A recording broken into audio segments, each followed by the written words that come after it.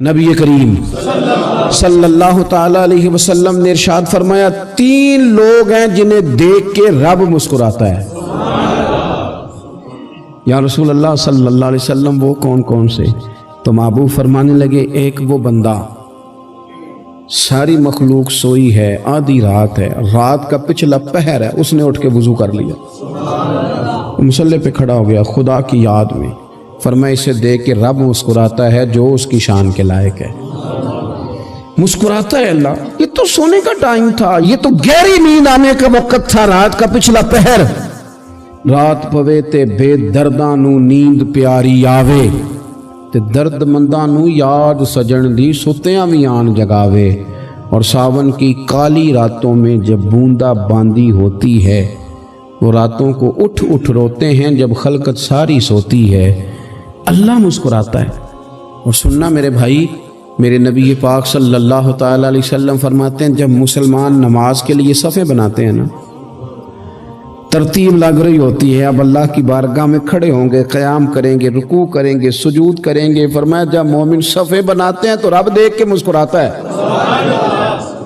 مسکراتا ہے۔ کمال ہو گئے عروج بندگی کا، جب بندے کو دیکھ کے رب مسکرائے، خدا بندے سے خود پوچھے بتا تیری رضا کیا ہے، مسکراتا ہے۔ اور میرے نبی پاک علیہ السلام فرماتے ہیں جب مجاہد جہاد کے لیے صفیں سیدھی کرتے ہیں، آج تو یہ رب کے نام پہ مرنے ہی آ گئے، یہ صفوں میں کھڑے ہوں گے، ترتیب سے لڑیں گے، ترتیب سے گلا کاٹیں گے کافروں کا یا شہادت لیں گے۔ فرمایا جب جہاد کے لوگ صفیں بناتے ہیں تو رب انہیں دیکھ کے مسکراتا ہے۔ کتنے نصیبوں والا وہ بندہ ہے جسے دیکھ کے مسکرا دیا۔ او یار کبھی تیرا بیٹا تیرے سامنے مسکرائے نا چھوٹا تو تیرا دل باغ باغ ہو جاتا ہے۔ تیری ماں بیمار کسی ایک دن صحیح طرح ہنس پڑے تو طبیعت خوش ہو جاتی۔ مجھے بتاؤ نا جس کا رب بھی اسے دیکھ کے ہنس پڑے، جو اس کی شان کے لائق ہے، کیا اس بندے کے نصیبیں ہیں، کیا اس کے مقدر ہیں۔ آپ اس مقام پر اپنے آپ کو لائیں۔ اب دیکھیں نا یہ حدیث آپ نے سن لی، اب ہم نے نا اس طرح صفیں نہیں بنانے جس طرح ساری دنیا، اب ذرا صفیں بھی شوق سے بنائیں گے، اب ذرا تھوڑا سا شوق پیدا کریں گے، بھئی یہ تو میں وہ کام کرنے لگا ہوں جسے دیکھ کے رب مسکراتا ہے۔ نبی پاک صلی اللہ علیہ وسلم نے فرمایا جب کو بندہ توبہ کرتا ہے نا، ہم توبہ کا رٹا لگاتے ہیں، یا اللہ میری توبہ یا اللہ۔ اور توبہ کا تو مطلب یہ ہے کہ پچھلے گناہوں سے پکی توبہ، آج کے بعد یہ غلطی نہ کرنے کا پکا وعدہ۔ تو نے ساری شب برات رو کے گزاری ہے، بتا سویرے جھوٹ جوڑنے کا ارادہ ہے تیرا، آج کے بعد رشوت تو نہیں نہ لے گا، ملاوٹ تو نہیں نہ کرے گا، یہ توبہ ہے۔ اور اگر سارے کام اسی طرح کرنے تو پھر یہ توبہ کا رٹا ہے، جتنا مرضی لگاؤ۔ حضرت علی بن ربیعہ رضی اللہ تعالیٰ عنہ فرماتے میں مولا علی کے ساتھ تھا، مقام حرہ کی طرف جا رہے تھے، حضرت علی نے ہاتھ اٹھا کے دعا مانگی ہماری تعلیم کے لیے، ورنہ حضرت علی ہم صحابہ کو محفوظ عن الخطا تو مانتے ہیں نا۔ ہاتھ اٹھا کے کہا اے اللہ ہمارے گناہ بخش دے، تیرے علاوہ کوئی معاف کرنے والا نہیں۔ اور پھر حضرت علی آسمان کی طرف دیکھا اور دیکھ کے نا حضرت علی بن ربیعہ کو تو مسکرائے۔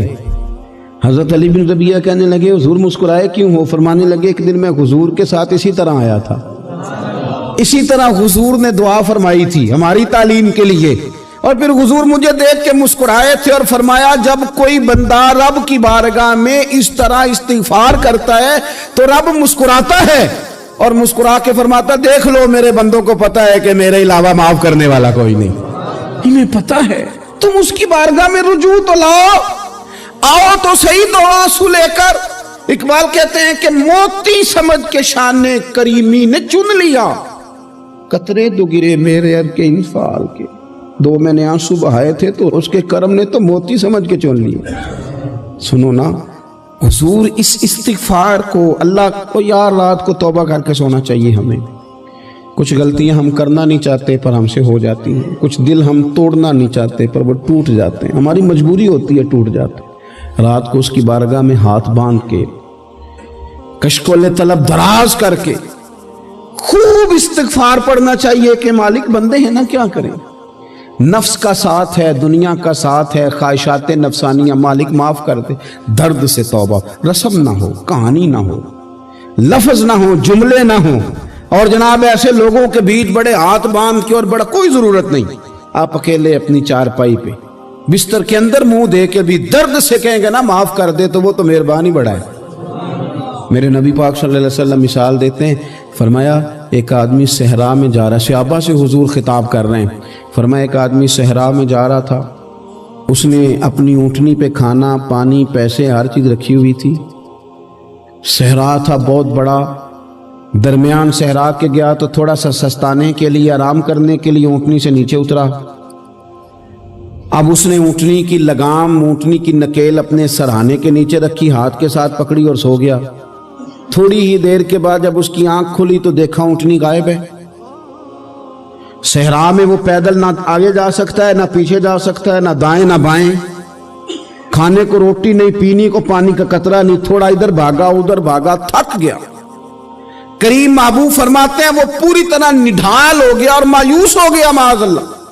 मायूस होके दोबारा उसी जगह आके लेट गया जहां पहले लेटा था, इंतजार करने लगा कि अब मौत ही आएगी, आखिरी वक्त है, अब ना मैं पैदल ये सहरा क्रॉस कर सकता हूं, ना पीछे जा सकता हूं, ना खाना है ना पानी है, सिवाय मौत के कोई सहारा नहीं। हुजूर फरमाते हैं वो रास्ते में दोबारा लेट गया। अचानक उसने रुख बदला तो ऊँटनी सामने खड़ी थी। हुजूर ने सहाबा से पूछा बताओ ना उसे भला कितनी को खुशी होगी। या रसूल अल्लाह जी से नई जिंदगी मिल गई है। आप देखें ना सारे डॉक्टरों ने कह दिया कि इसके तो गुर्दे मैदा जिगर हर चीज खत्म है, घर ले जाओ खिदमत करो, हर तरफ परेशानी है। वो बंदा भी समझ गया है कि आखिरी वक्त आ गया, कल जाऊं परसों जाऊं, तैयारी हो गई, सब लोग आ गए, बाहर वाले भी आ गए, ये माहौल एक अजीब रंग इख्तियार कर गया। अचानक एक डॉक्टर ने आके कहा नहीं नहीं गलती लग गई थी।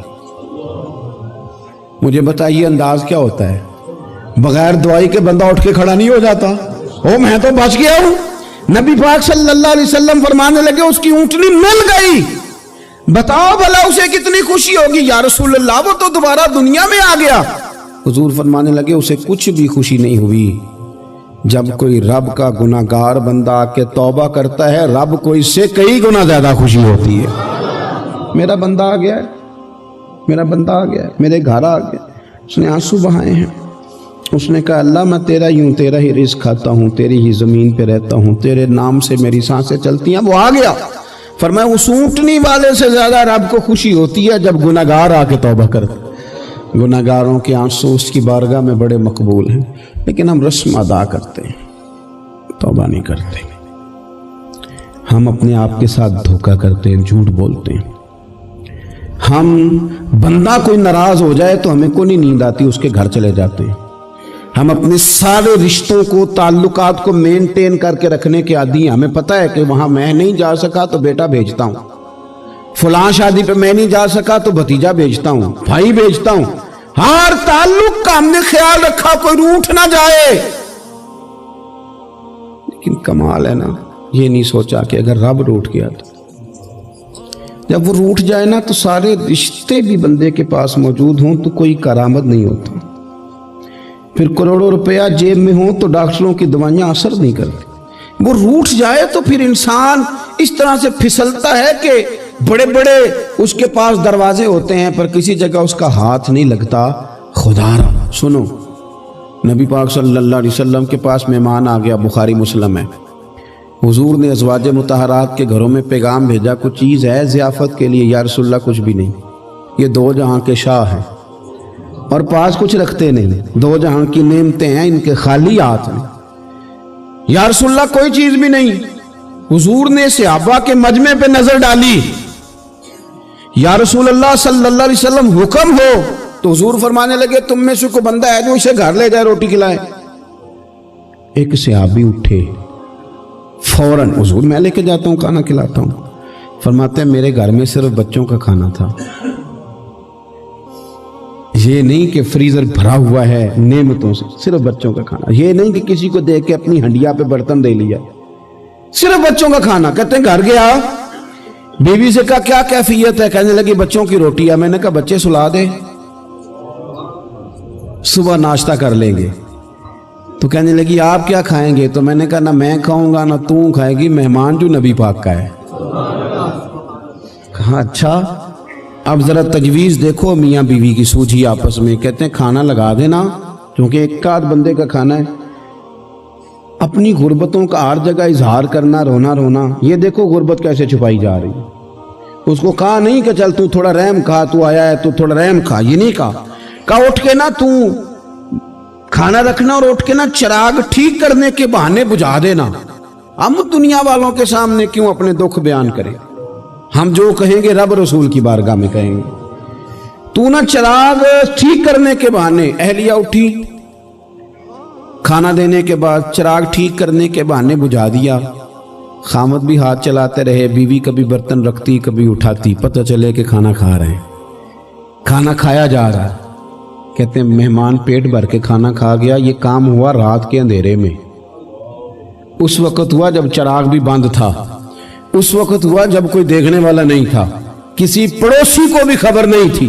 فرماتے ہیں صبح کے اجالے میں اس مہمان کو لے کے مسجد نبوی میں نے قدم رکھا تو نبی کریم نے فرمایا رات جو تم نے کام کیا ہے نا، اسے دیکھ کے میرا رب بڑا مسکرایا ہے، اللہ بڑا مسکرایا ہے۔ اللہ تر دامنی پہ شیخ ہماری نہ جائیے، ہم دامن نہ چھوڑ دیں تو فرشتے وضو کریں۔ یہ شان ہے صحابہ کی۔ نبی کریم علیہ السلام نے فرمایا رب رات مسکرایا تیرا یہ انداز دیکھ کے، اور اس نے قرآن نازل کیا وَيُؤْثِرُونَ عَلَىٰ أَنفُسِهِمْ وَلَوْ كَانَ بِهِمْ خَصَاصَةٌ۔ کچھ لوگ وہ ہیں جنہیں بڑی بھی ضرورت ہو تو دوسروں پر اثار کر دیتے ہیں۔